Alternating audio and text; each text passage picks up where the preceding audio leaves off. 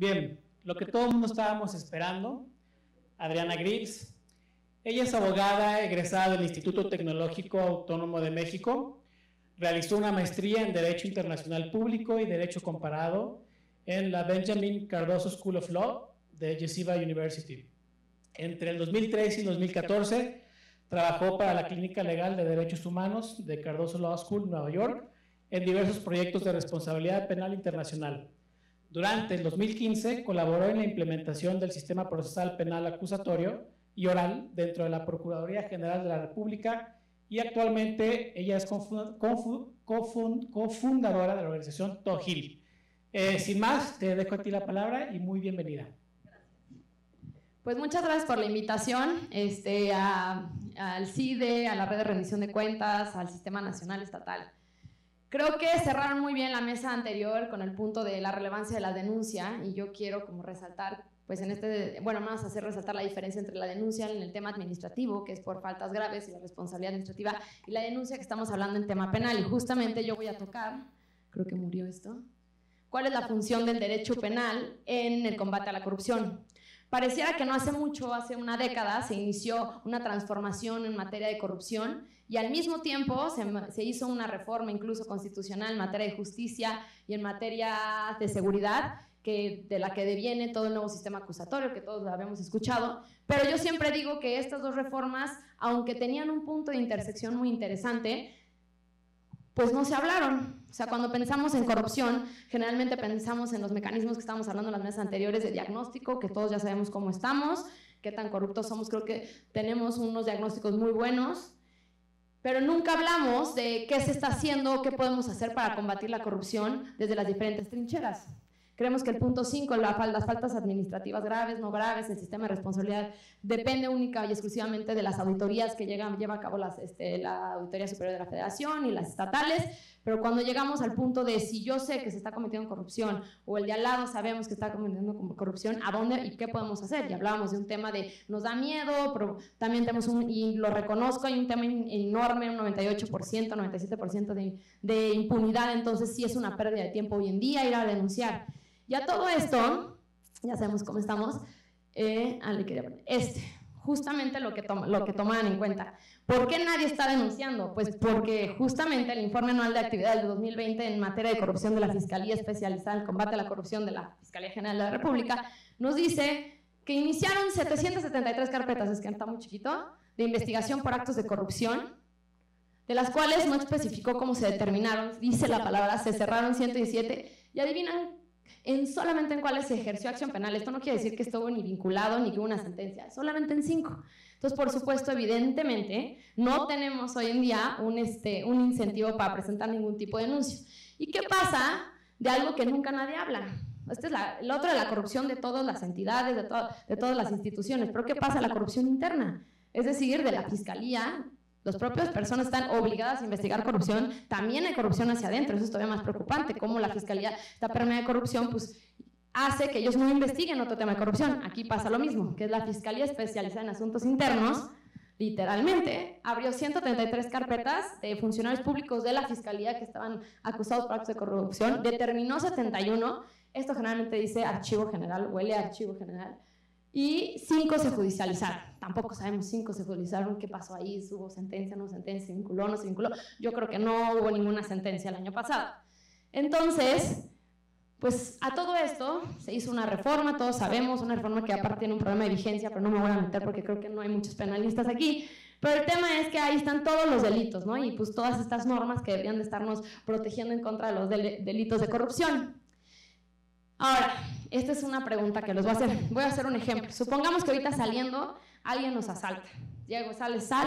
Salen todos, imaginémonos saliendo de aquí, llega una persona, nos quita nuestra cartera o nuestra bolsa y llega otra persona a tratar de defendernos y el que nos está asaltando nos pega y nos lesiona. ¿Qué delitos creen que se estuvieran cometiendo ahí?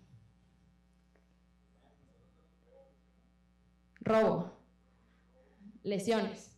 ¿Y qué bien jurídico tutela el delito de robo? Todos los delitos tienen una razón de ser y es que están tutelando algo que a todos nos interesa que se mantenga en orden. ¿Qué está tutelando el robo? Ok, ¿y la lesión? Muy bien, ahí lo estamos, yo creo que estamos muy bien. ¿Qué pasa con los delitos de corrupción? Supongamos el mismo ejemplo. Entra una persona dentro de la fiscalía o dentro de cualquier dependencia que ustedes se imaginen y hace un peculado, se roba dinero de ahí. ¿Qué delito está cometiendo? Pues alguno de estos, ¿no? Podría ser un cohecho, podría ser un peculado, pero ¿qué se está protegiendo? ¿Cuál es el bien jurídico tutelado? De todos los delitos de corrupción, ¿qué estamos protegiendo? ¿Cuál es qué se está tratando de proteger? ¿Ok? Y el patrimonio público. Y hay una cosa muy importante que se nos está olvidando, que voy a hacer referencia a lo que hablaron de hasta cuándo estamos lesionando a la gente. ¿Qué se está buscando al final? ¿Por qué queremos que el dinero del erario se cuide y se use bien? Se llama una correcta administración pública. Porque queremos que ese dinero que todos pagamos como contribuyentes llegue al usuario final de un programa social, que haya medicinas cuando nosotros nos enfermemos. Entonces a todos nos interesa que haya una correcta administración pública. Entonces todos los delitos de corrupción que acabamos de poner, cohecho, peculado, ejercicio ilícito, ejercicio indebido, todos de los que hemos hablado, que no es más que soborno y todo eso, lo que están buscando proteger esos delitos es una correcta administración pública, es decir, no se roben el dinero y sí apliquen donde lo tienen que aplicar, en diferentes modalidades. Ahora, ¿quién es el titular de ese bien jurídico? Porque, por ejemplo, en el tema de lesiones, ¿quién es el titular de ese bien jurídico? La persona lesionada. En el caso de robo, al que privaron de la propiedad. Y en el caso de corrupción, no habría debate, ¿no? O sea, toda la colectividad social somos titulares del bien jurídico, que es la correcta administración pública. Y pues sí, así lo dicen las tesis, incluso hay una tesis, son tesis, todavía no hay jurisprudencia, en las que reconocen que el bien jurídico a una correcta administración pública tiene un carácter colectivo. Y pues hasta ahí vamos muy bien, ¿no? Todos hemos entendido todo. ¿Existirá, conforme a esto, un derecho humano a vivir libre de corrupción? ¿Está entrelazado? ¿Tiene algo que ver? ¿Nada que ver?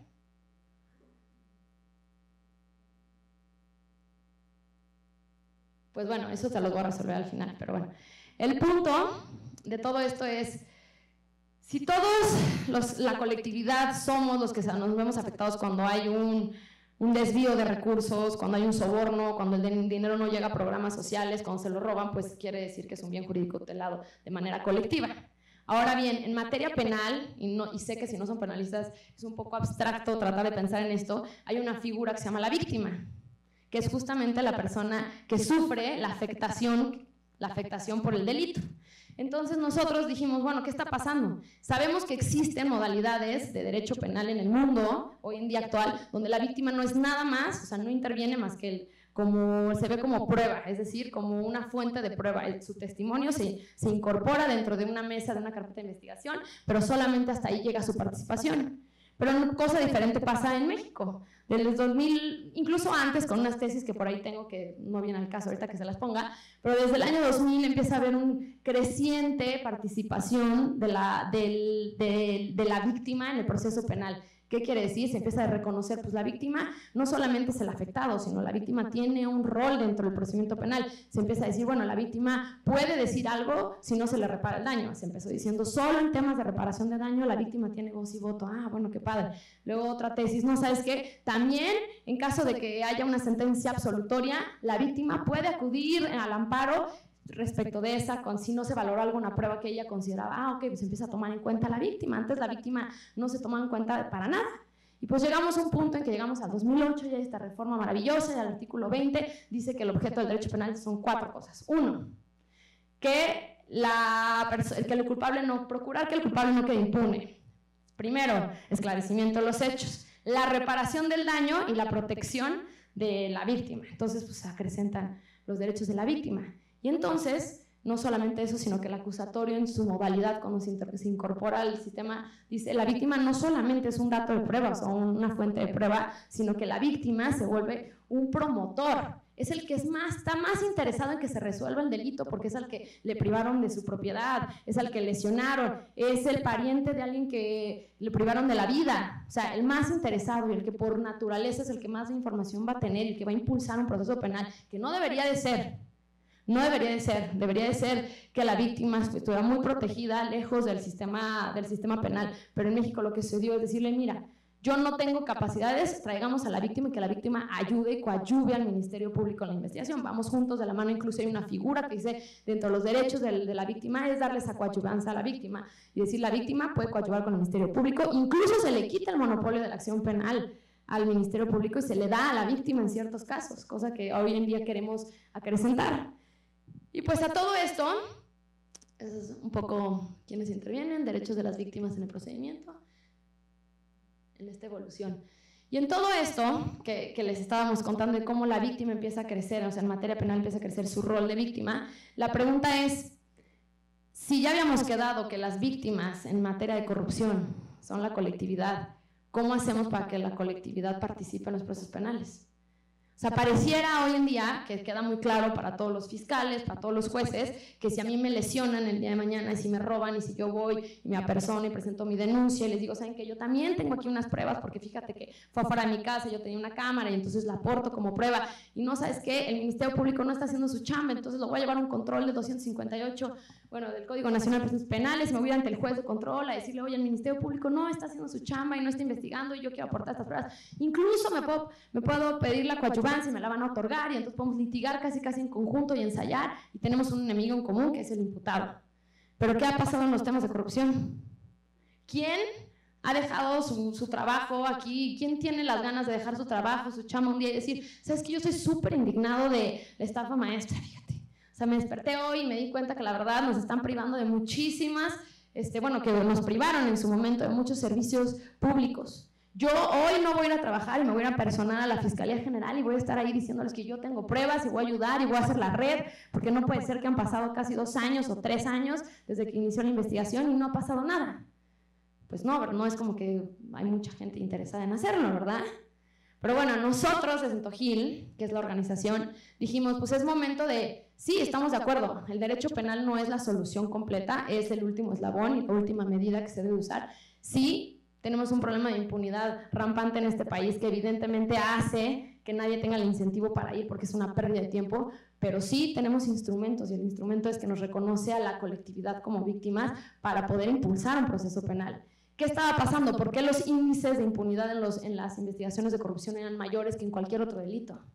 Pues porque el propio sistema está lleno de corrupción y a nadie dentro del sistema le tiene un incentivo para limpiar el sistema penal, ¿no? O sea, el sistema de corrupción. Entonces dijimos, ¿y qué pasará si hay un tercero externo que no tiene ningún interés de propagar esta corrupción o protegerla internamente y tú presentar pruebas, tú darle esa transparencia hacia afuera? Porque hoy en día las audiencias en materia penal son públicas, pero ¿quién de aquí se va a salir de su trabajo a las 2 de la tarde para ir, no sé aquí qué tan lejos esté, pero en la Ciudad de México están lejísimos, en el reclusorio sur, en el reclusorio norte, en el occidente, para ir a ver cómo se está impartiendo justicia?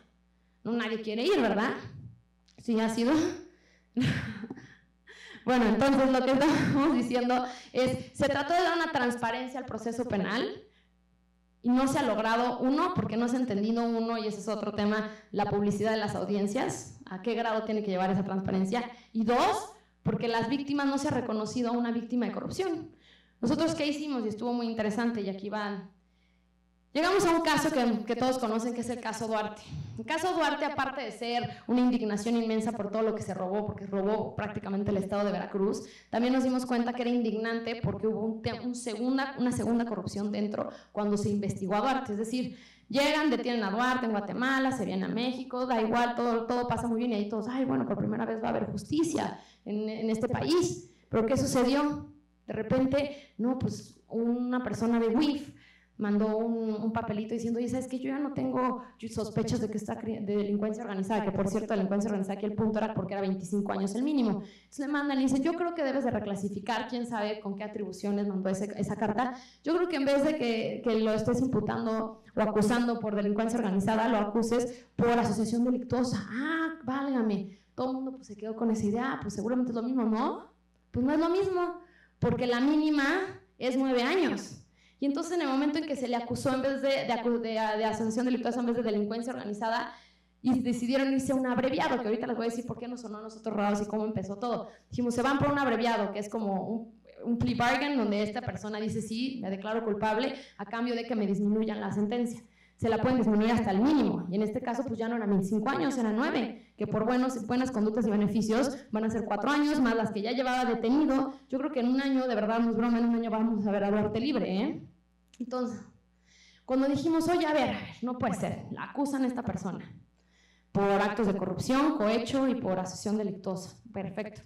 Y entonces, si tú eres la fiscalía y agarraste a un caso tan grande de corrupción, ¿cuál es el incentivo que tienes? Pues enseñar toda la fuerza del Estado, irte a juicio oral, hacerlo público, realmente decir, ¿sabes que estoy sancionando a una persona y le voy a pedir, no los 25 años, voy a pedir 40 años que se quede refundido en la cárcel, más la reparación del daño, es decir, que regrese todo lo desviado? Entonces decíamos, ¿por qué la fiscalía no hizo eso?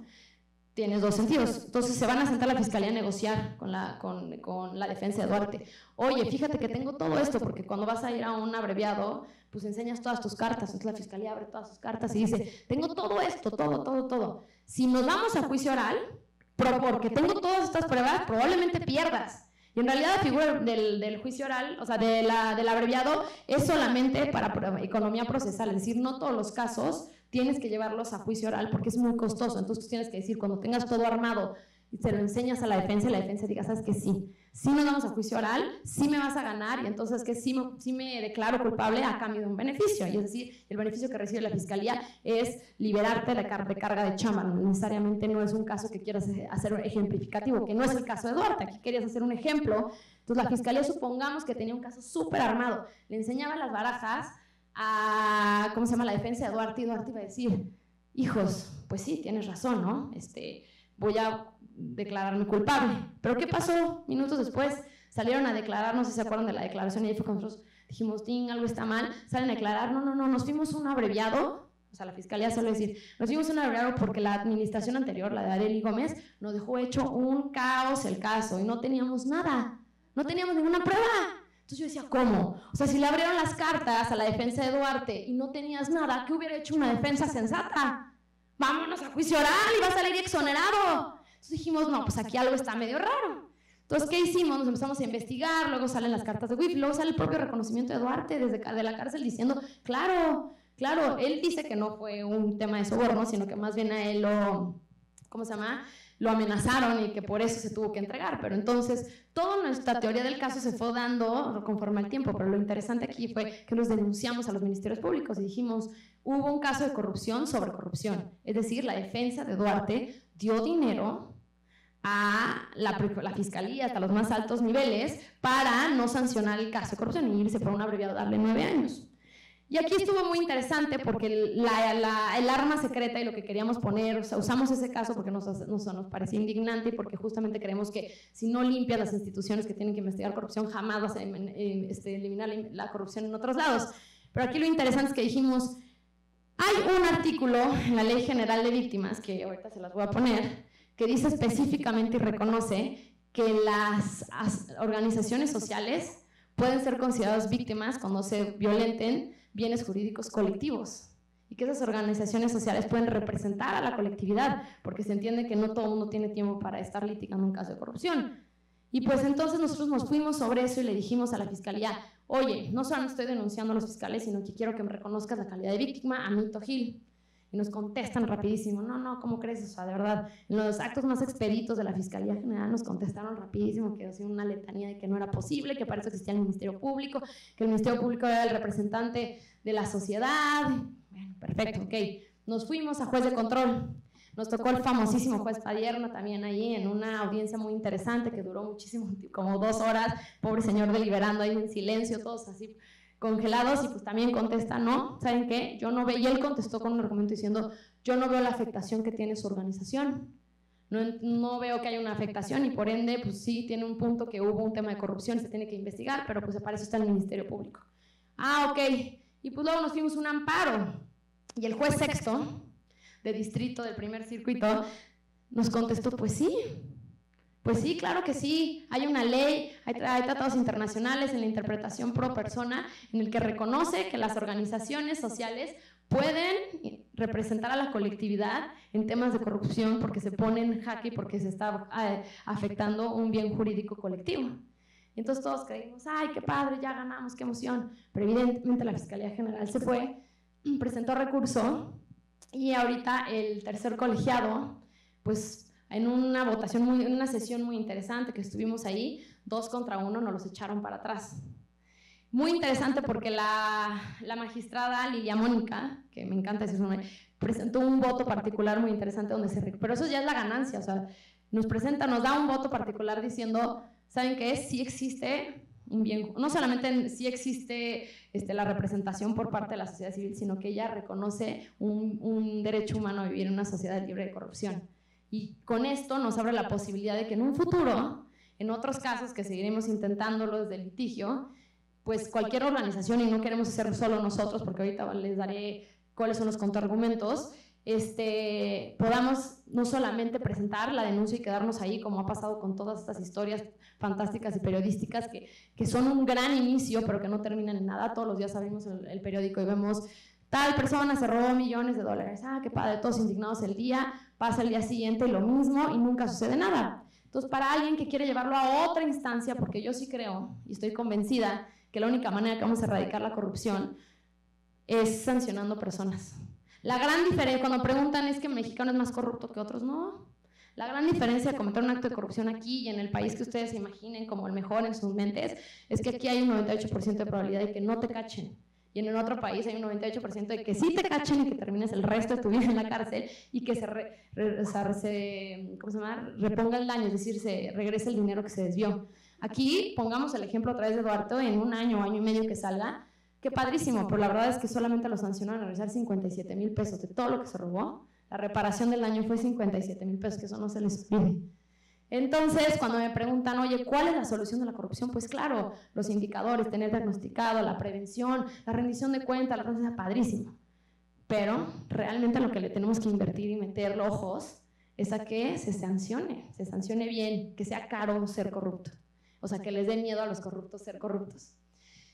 Y por el argumento, que ahorita está muy interesante. El argumento que nos dijeron, y es algo muy bueno, y a lo mejor le iba a dejar a preguntas, pero como no estamos en un foro de penalistas, a lo mejor no se ocurre, pero decían, mucha gente nos dijeron, es que si a ustedes se les reconoce la calidad de víctimas, el día de mañana cualquier persona puede venir y decir, no, pues ahora viene Adriana Grips a título personal y yo la verdad sí tengo el tiempo y quiero representar a toda la colectividad. O puede venir otra, ¿y qué pasaría si 5 organizaciones se presentan como víctimas ante una carpeta de investigación? Entonces les empezó a dar miedo eso. ¿Qué pasa? Eso ya sucedió en la Corte Interamericana. Es decir, varias organizaciones se presentaban como víctimas y se hizo un reglamento de prelación, es decir, quién llegó primero y quién pidió ese reconocimiento. Por nosotros nuestra contestación fue, pues es que ese es el menor de los problemas. Si el día de mañana todo el mundo nos presentáramos como víctimas exigiendo que se haga justicia y presentando pruebas de nuestro compañero de trabajo o de nuestro amigo que sabemos que sobornó al policía y lo grabamos, o del vecino que no paga la luz y se cuelga, si estuviéramos en ese problema de que todos estuviéramos inundando las fiscalías con pruebas y con ganas de sancionar y colaborar en la sanción de actos corruptos, estaremos en el mejor de los mundos. Pero hoy en día yo no veo hordas de gente tratando de ayudar a solucionar los actos de corrupción. Yo no veo que veas cuando estén dando soborno, arriesgándote, tomando una foto y presentando eso como prueba. Yo no veo a nadie haciendo eso. Entonces, ¿por qué? Lo que nosotros decimos es, el segundo problema ya será reglamentar cómo hacerlo, pero primero permítelo. Y no es un invento, ahorita les voy a poner que dice, ahí está, el artículo 4 de la Ley General de Víctimas literal dice que son víctimas directas, indirectas, y ahorita por aquí está, y ahorita les leo esto que también, o sea, no está fundado porque internacionalmente también existe preceptos, pero el artículo 4 de la Ley General de Víctimas establece específicamente, y ahí no lo traigo escrito, pero dice, organizaciones de la sociedad civil pueden ser reconocidas como víctimas cuando se atente contra un bien jurídico colectivo. Y los referentes internacionales también. Tenemos un artículo 13 donde dice que la participación de la sociedad es muy importante en el combate a la corrupción. El informe de corrupción y derechos humanos de la Comisión Interamericana en 2009 vuelve a enfatizar que es indispensable que los estados otorguen una protección efectiva que tomen en cuenta sus particularidades propias, sus características como situación de especial vulnerabilidad y que dejen participar a la sociedad civil. La resolución del grupo de trabajo de la ONU también dice que es importantísimo que la sociedad civil y las organizaciones no gubernamentales jueguen un papel importante en asegurar que las víctimas de corrupción sean representadas en los procedimientos y como tales deben estar facultadas para denunciar el delito, aportar evidencia, representar a las víctimas o presentar denuncias de interés público. Y pues bueno, este ejercicio lo hemos llevado en otros casos de corrupción. La estafa maestra también la denunciamos junto con Mexicanos contra la Corrupción. Ahí está la Ley General de Víctimas, el artículo 4. Son víctimas los grupos, comunidades u organizaciones sociales que hubieran sido afectadas en sus derechos, intereses o bienes jurídicos colectivos como resultado de la comisión de un delito o una violación a derecho. Y pues quería ver si alguien tiene alguna pregunta, duda, comentario.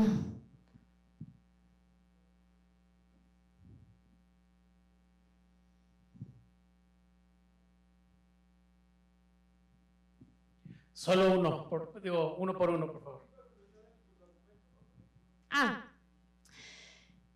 Sánchez Frías fue el magistrado. En el debate muy interesante que se abrió en colegiados entre Lilia Mónica, que es la que emitió su voto particular, que se los haré llegar y está muy interesante, y el otro magistrado en el cual se hizo el debate muy interesante fue Sánchez Frías, que es conocido porque mucho tiempo estuvo en la ponencia de Cosío y la verdad ha sido una persona que ha impulsado como los derechos, la apertura de derechos en temas pro persona.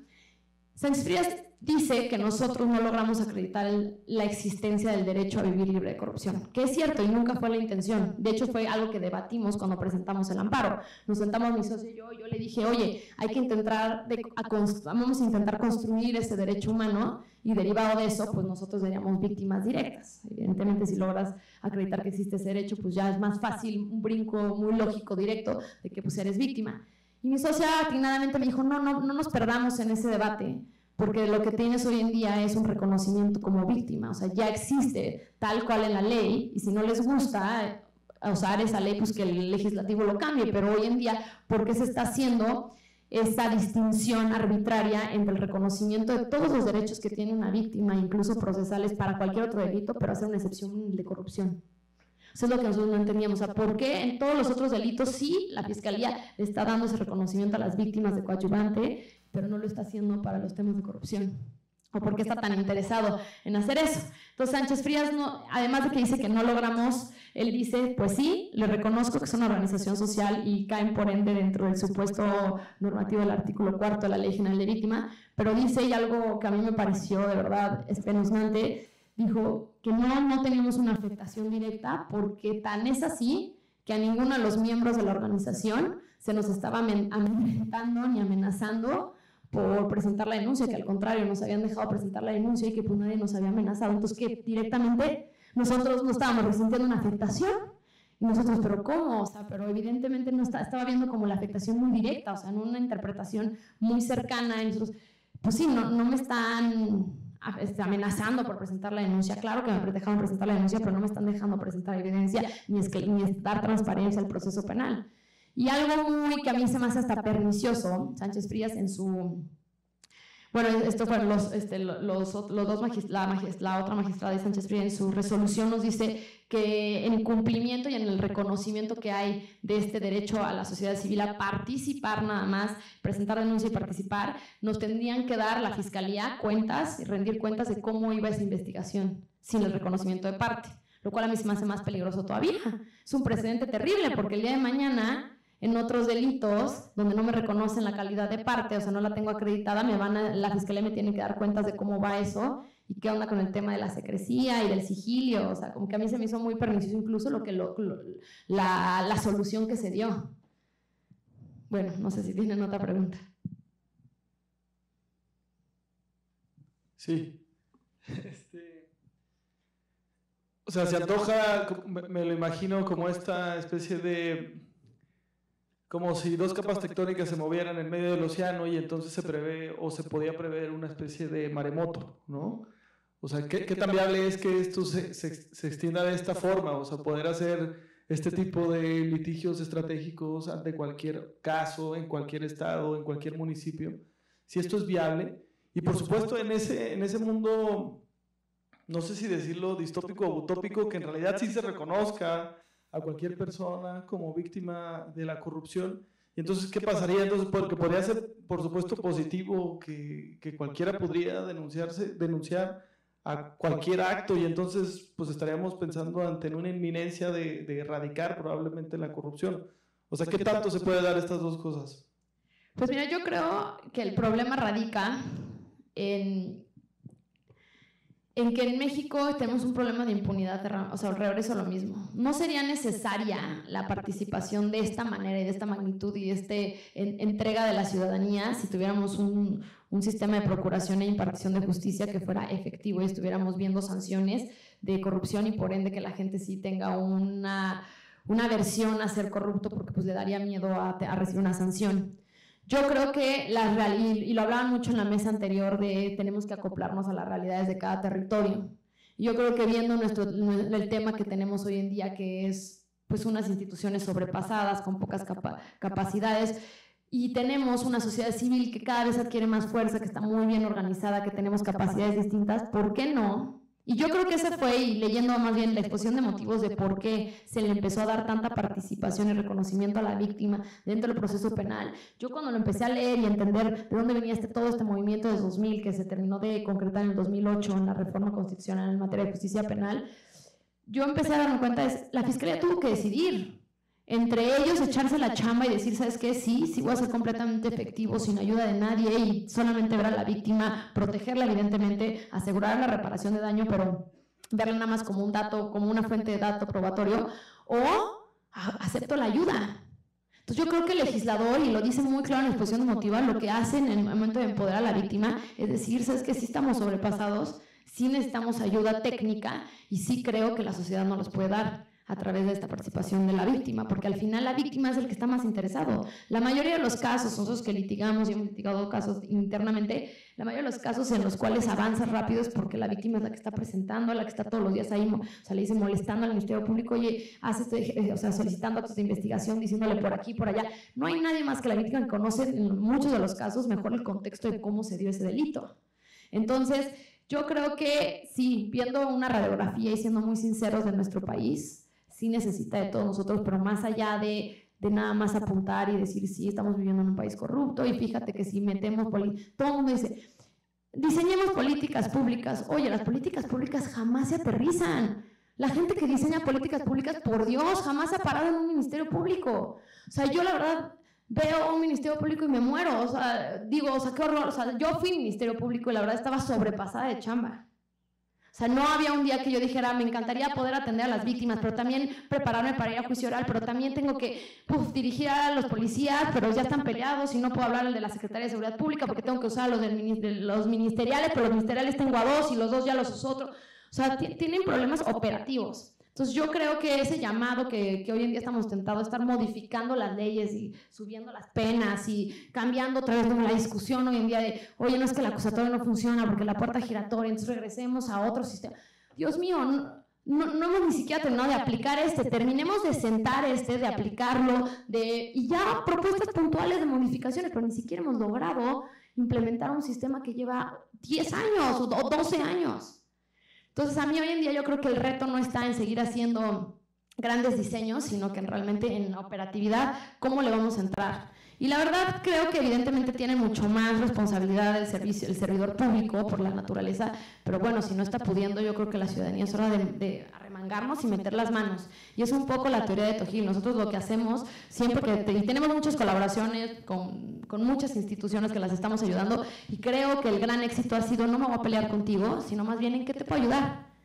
¿Qué no está sucediendo? A ver, oye, no, pues es que no estoy pudiendo hacer esta red, ok, déjame hacerla nosotros. Entonces hemos hecho enlaces de bajarle redes de corrupción, redes de operaciones de recursos de procedencia ilícita, o sea, usar las capacidades de la organización civil para que la autoridad pueda hacer mejor su chamba.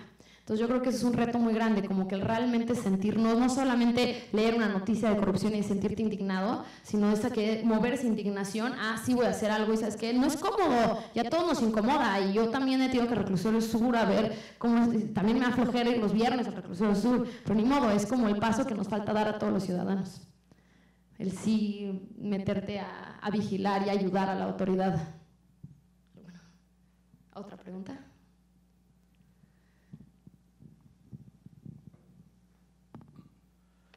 ¿Qué tal, doctora? Muchas gracias. Nada más brevemente, ¿qué opinión le merece los planes de persecución en materia penal que se están proponiendo ahora?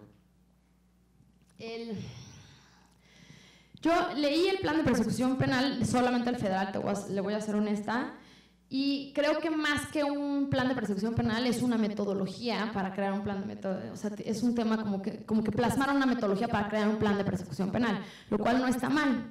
Lo que yo veo es que hay una carencia justamente de lo que vuelvo a mencionar, de cómo aterrizar eso a la operatividad. O sea, no veo un plan de persecución que esté reconociendo que tiene dimensiones completamente distintas entre fiscalías y entre delitos y delitos. Y creo que hay un desconocimiento muy grande por parte de los que están presidiendo la fiscalía, hablando a nivel federal, de cuáles son los delitos que realmente los acogen y están tratando de ver. La Fiscalía General de la República debería de solamente ver los casos complejos y lo está tratando de individualizar y ver los casos uno por uno en vez de manejar toda una red. Y el ejemplo perfecto de eso es la estafa maestra. O sea, se fueron contra una persona, no que no sea, es una persona indefendible, y no estoy diciendo que no debería de haber una sanción en contra de esta señora. Lo que estoy diciendo es que ella tiene razón en algo que dice, y dice, ¿por qué yo y no todos los demás? Entonces, ahí el mensaje pareciera que estamos viendo una persecución política en vez de ver una impartición de justicia, que yo creo que más bien esta señora sí merece ser sancionada, pero también vayamos por toda la red y no nos quedemos calladas. Eso estuvo muy interesante, ese caso. Nosotros fuimos los que presentamos la denuncia. De hecho, ella está hoy en día imputada en la denuncia que nosotros presentamos y que nos negaron el reconocimiento de víctima. Y lo interesante aquí es que nosotros, otra vez se hicieron, presentamos por cohecho y ejercicio ilícito, y ellos reclasificaron para el ejercicio ilegal. Entonces ya hoy en día nada más la están investigando por no haber revisado, o sea, literal, le están imputando el hecho de no haber revisado correctamente los convenios que se firmaron y que esos convenios eran ilegales y no cumplía con los procedimientos contractuales. Entonces, a mí lo que veo hoy en día es que estamos impartiendo justicia a modo, en el sentido de que es una simulación de justicia.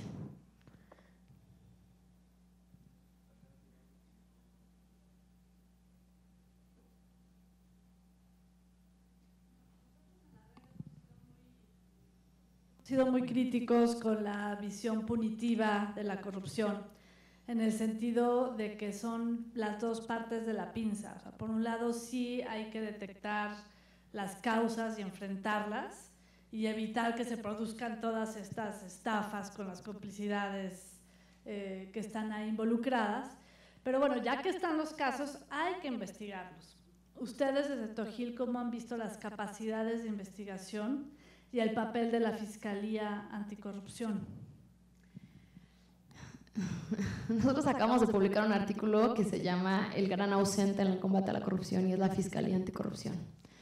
Y a mí me da mucho pesar porque creo que esa Fiscalía Anticorrupción fue una ganancia desde sociedad civil y la veo completamente paralizada y no está ni siquiera dentro de los temas grandes. Pongamos el ejemplo del caso Lozoya. O sea, la orden de aprehensión vino directamente de la oficina del fiscal general. Y yo mi pregunta es si la fiscal anticorrupción, que tiene esa autonomía, ¿por qué no está investigando un caso que podría involucrar a otros funcionarios que hoy sigan dentro? Entonces es preocupante. Incluso, fíjate que es muy interesante porque yo creo que lo he escrito en 20 lugares y me frustra que nadie nunca nos escuche, pero cuando se hizo la Fiscalía Anticorrupción decía va a investigar todos los delitos de corrupción, incluidos los cometidos por servidores públicos de la Fiscalía, pero no, fíjense lo que hicieron, y crearon una unidad de asuntos internos, y yo creo que ilegalmente le dieron a ellos la atribución de investigar los delitos de corrupción cometidos por funcionarios dentro de la propia Fiscalía. ¿Qué quiere decir? Que todo lo que se ganó de autonomía e independencia de la Fiscalía Anticorrupción, que no goza esa unidad de asuntos internos porque es así, depende directamente y es nombrado por el fiscal general, ellos ilegalmente se les dio y les dijo, no, ustedes lo único, tú, Fiscalía Anticorrupción, investigas todos los actos de corrupción de aquí para afuera, o sea, de la Fiscalía para afuera, de todas las dependencias, pero la de asuntos internos va a investigar toda la corrupción interna. ¿Pero qué autonomía va a tener para investigar a su propio jefe? Entonces yo creo que la Fiscalía Anticorrupción está, y eso puedo hablar por muchas estatales, no sé si es el caso de Aguascalientes, la verdad, pero me he reunido con fiscales anticorrupción de su estado, no tienen dinero ni para pagarle a sus ministerios públicos. O sea, conozco a uno que de verdad tiene todos pobres ministerios públicos y él le paga de su lana. O sea, entonces, ¿cómo creen que van a combatir la corrupción si se les olvida darles recursos? Esa autonomía técnica que tiene, pues es evidentemente nula si no tiene dinero, no tiene recursos, no tiene acceso a la información, le bloquean las bases de datos de lo que tenía antes visitaduría. Entonces, pues sí, veo como muy negro el panorama en el sentido de que la corrupción interna sigue muy arraigada, y es lo que yo decía, o sea, no podemos aspirar a combatir la corrupción o sancionar la corrupción cometida en Ceresol si dentro de la Fiscalía, que son los que investigan corrupción, sigue habiendo una tela negra. Digo, a todos niveles, o sea, nosotros estamos ahorita hablando de las grandes redes de corrupción, pero nosotros publicamos una guía que se llama la Guía contra la Corrupción en el Ministerio Público, y identificamos 15 puntos muy específicos de corrupción pequeña. O sea, a mí una vez incluso de infiltrada, me fui a parar en un ministerio público y me pidieron dinero para darme copias. Y ya cuando tú le dices, óigame, pero según yo la ley dice que, el código dice que es gratis, no, sí, licenciada, no se preocupe. Pero ya hicieron el primer intento de pedirte lana por las carpetas de investigación, y eso se lo aplica a mucha gente que por desconocimiento lo paga. O sea, yo incluso creo que ni siquiera es que el usuario vaya y diga quiero ser corrupto, si no le piden dinero, pues dice, pues chance sí cobran las copias. De eso hasta el famosísimo 140 del Código Nacional de Procedimientos Penales, digo, a mí me tocó ver el tabulador que ya tenían y cuánto cobraban. O sea, por lo que le llaman la puerta giratoria, o sea, la mala interpretación que se ha hecho un artículo en la cual dice que el Ministerio Público podrá disponer, o sea, ponerlo en libertad en su momento, en ciertas circunstancias, y esto se cobra. Entonces, hay corrupción a todos los niveles dentro de las fiscalías, y creo que es un tema que se debe de combatir antes de pensar que vamos a eliminar corrupción en otras instituciones, y nunca se habla. O sea, muchas veces estamos hablando de la Secretaría de Función Pública detectó desvíos millonarios de bla, bla, bla, de tal fondo y de tal secretaría. Bueno, pero nadie le está entrando a las fiscalías. Nadie le está entrando a la corrupción de fiscalías estatales, Fiscalía General. Y yo creo que ahí es donde primero tenemos que limpiar la casa. Acto seguido me sacaron de aquí.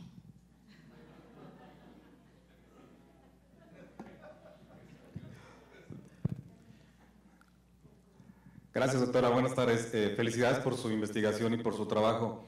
¿Qué le faltaría a México para poder hacer una intervención real en la parte de corrupción? Vimos el caso Panama Papers, se desarrolló, en todos los países tuvo repercusiones, excepto casi en México. Vimos el caso posteriormente, de los que ha habido de corrupción internacional de OHL, y también repercusiones, y en México prácticamente no hemos visto nada.